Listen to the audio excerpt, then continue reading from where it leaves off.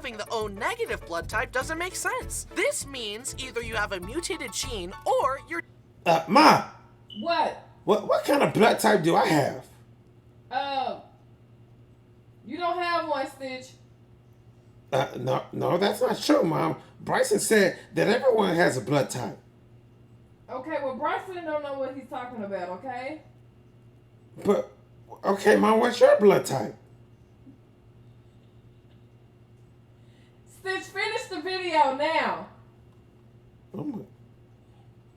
We're going to have to talk about this after the video, Mom. Whatever, Stitch. Dad isn't really your dad.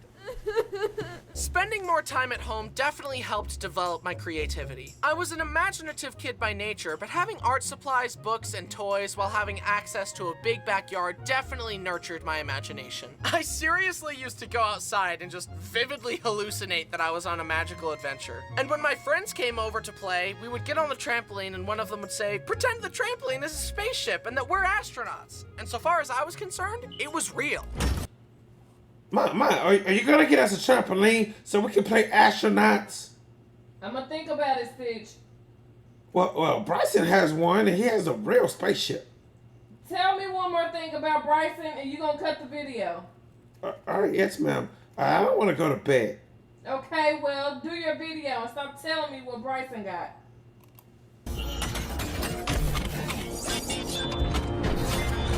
All right, cadets. Today we're gonna be doing hyperspace training. Be sure to follow all protocols before charting a course. Cadet Josh. Ooh, hyperspace training. That sounds pretty cool. But Mom doesn't want to get me any spaceships or anything, so I don't think I'm going to get to play today. Take the wheel. Okay, I'll take us to the stuffed animal galaxy. Boop. You fool! We can't get to the stuffed animal galaxy directly. We'll have to make a detour in the petting zoo galaxy to avoid the cookie crumb asteroid belt. If we go straight there, the asteroids will destroy the ship. The controls are jammed. I can't turn it off. We're gonna crash. Everyone, get to an escape pod. Access denied. The escape pods are locked. It's too late. You fool! You've killed us all! No! This doesn't look too good. They're headed straight for the cookie crumb asteroid. Speaking of cookie crumbs, I think I saw some of Mom's chocolate chip cookies that she left in the kitchen. I'm gonna sneak in there and get some. And you better not touch it. I was just playing, Ma.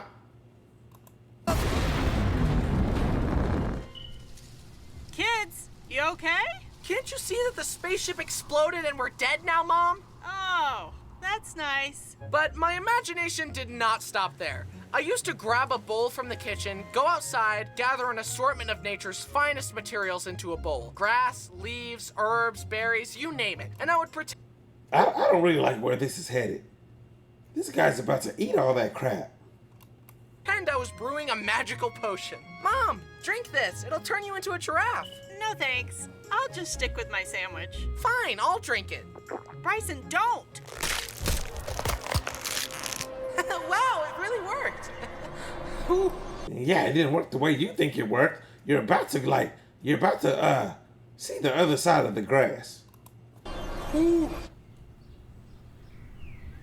Having a powerful imagination was a good thing in many ways, but this also meant that I was scared very easily. Taking the trash out in the dark felt like a life or death experience. I was convinced that an evil clown or alien would kill me if I didn't do it as fast as I could. And of course, when I turned out the last light in the house, I had to run to my room as fast.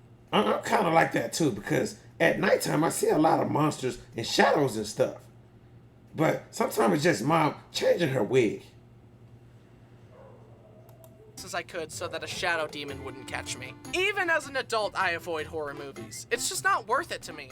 I'd rather be happy and sleep well. But I wasn't just susceptible to scary things in movies. I also fell victim to fear-mongering stories designed to make me more obedient from my parents. This is Santa. If you're a good boy, he'll give you a present at Christmas. Awesome! And this is the boogeyman. If you're a bad boy and disobey us, he'll kill you.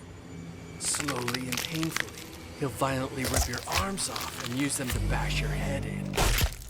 Yeah, that's a little extreme. Mom never told me anything about the boogeyman. Hey, Mom!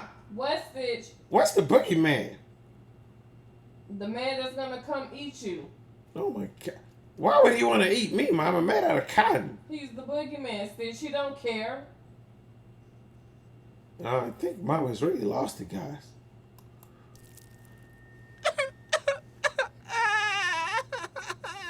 My dad really told me that if I played too many games on the GameCube, that it would take over my mind and I'd never be able to stop playing. This scared me to my core, and it's the reason I didn't start playing a lot of video games until I was 14. But there is something to be said about how good it was for me to play outside all the time. I am grateful that I didn't fry all my dopamine receptors with an iPad at age 5. Instead, I spent my time in glorious nature eating dirt. Having fictional fears that never came true was one thing, but even the real life stuff that I was scared of never came true. I honestly thought I would be on fire way more than 0 times. What's the point of knowing stop, drop, and roll if I never get to use it? Okay, now that's kind of like out of control, bro. Who wants to get caught on fire just to do stupid stop, drop, and roll? Quicksand, tornadoes, the Bermuda Triangle, and piranhas haven't been an issue either. What I should have been scared of was housing prices and taxes. No one warned me about that. When I was 5, I was wasting my time watching Thomas the Tank Engine when I should have been investing in real estate. I probably could have purchased this house for 6 Lincoln Logs and a stick of gum, but now it costs $2 million. I'm such an idiot. But I digress. Plus, I'm not dead yet. The quicksand and tornadoes still have a chance to get me. While at school, my house, my teacher, my mom, would give... This guy never lived a real life before. Everything he does is like, pretty cool. He gets to stay at home. He gets to, he doesn't have a real teacher. His mom's his teacher. Kind of like my mom, though. So does that mean I don't live a real life either? Maybe. Where'd you come from? Scared the bejesus out of me. Get your boyfriend. Me writing assignments. One of these assignments requested that I write a sentence with at least 50 letters in it, but I decided that was too hard. So to make it easier on myself, I wrote this. Look, Mom, it has 50 letters, just like you said. Even then, I was such a creative problem solver, but for some reason, my mom called it cheating. My mom even sent me to this art class at this lady's house with my friends, and she gave us all kinds of fun projects like paper mache. Hey, Mom, am I slow? Yes. Well, why are you just now telling me? I thought you knew, Stitch. I'm sorry. Watercolors and collages, etc. I'm so glad I developed a love of art at such a young age because art is such an amazingly fulfilling hobby and I'm so lucky to be able to do it as a job. And now Stop I have an before you amazing fall over. superpower. I can imagine Well, you just said I was slow, so I'm acting like you now. You know what? Hurry up and finish that video. anything I want and make it real by drawing it, see? But one of my art projects backfired badly. I decided that the next time I visited my friends that I wanted us all to pretend that we were Sonic characters. My brother Brody had shown me how to draw Sonic, so I drew a bunch of Sonics with different props and different colors. I basically drew a bunch of Sonic OCs, do not steal. And I wanted to staple the papers together into a book so that I could bring it to my friend's house and we could all pick which one we wanted to pretend to be. I grabbed the stapler and I stapled it directly onto my thumb. And at that moment, I finally understood why cartoon injuries were animated like this. Because that's how it felt. My finger has a heartbeat. Like I said earlier, it was fun to play with. That has got to be painful. I wonder what would happen if I go get Mom's stapler and staple my finger too. It's gonna be an ass whooping. Why would you whoop my cotton out of me, Ma? Because you're always doing something you don't have no business, Stitch. So you're saying it's not a good idea, right? Of course. All right, guys, don't do that. Never use a stapler on your finger. It's kind of stupid, because Mom said so. See, Mom, I don't need to get my butt whooped now. Okay, Stitch. Be good. All right, Mom, I'll be good. Right after I eat this candy I stole. the other homeschooled kids. But a frustrating part was that I was usually the one to pitch the game that we should play next. And it usually went something like this. How about we play tag? No. How about we play wizards? No. How about we play hide and go seek? I'll only play if Jenna plays. I'll only play if Rachel plays. I'll only play if Josh plays. Please just say yes, Josh. Everything is riding on you. I don't want to play. Stitch had fun today, made adventure out of play. Imagination led the way, but now it's time to say,